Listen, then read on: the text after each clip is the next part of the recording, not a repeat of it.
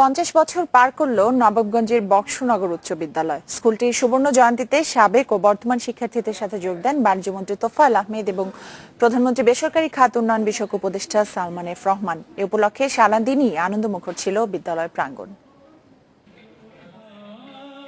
রাজধানীর অদূরে নবাবগঞ্জের ঐতিহ্যবাহী শিক্ষা প্রতিষ্ঠান বক্সনগর উচ্চ বিদ্যালয় সুবর্ণ জয়ন্তীতে স্কুল প্রাঙ্গণ মুখর হয়ে ওঠে সাবেক বর্তমান শিক্ষার্থী অভিভাবকদের উপস্থিতিতে। নাচ গানে বরণ করে নেওয়া হয় আমন্ত্রিতদের। এরপর অতিথিদের বক্তব্যের পালা। এ সময় আওয়ামী লীগ সভাপতির উপদেষ্টা সালমান এফ রহমান জানান, শিক্ষার সর্বোচ্চ গুরুত্ব দিয়ে কাজ করছে সরকার। শতভাগ নিরক্ষরমুক্ত দেশ গড়তে শিক্ষকদের আরও যত্নবান হওয়ার পরামর্শ দেন তিনি। আশ্বাস করছি যে আপনাদের স্কুলের জন্য যা যা দরকার আমরা সেটা করব। আপনারা জানেন জননেত্রী শেখ হাসিনা মাননীয় প্রধানমন্ত্রী উনি শিক্ষার উপরে কিন্তু অনেক জোর দিচ্ছেন।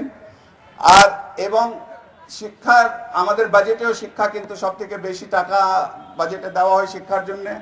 পদ্মাপাড়ের স্কুলটির এই আয়োজনে প্রধান অতিথি হিসেবে উপস্থিত ছিলেন বাণিজ্যমন্ত্রীও। ৪৭ বছর পর এখানে এসে দিলেন স্কুল উন্নয়নের প্রতিশ্রুতি। বক্তব্যে উঠে আসে আগামী জাতীয় নির্বাচনের প্রসঙ্গ।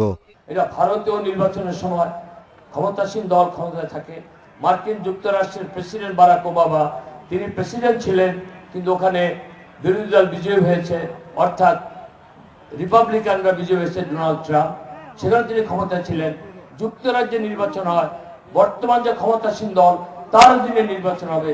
বাংলাদেশে ক্ষমতাসীন দলের অধীনে নির্বাচন হবে।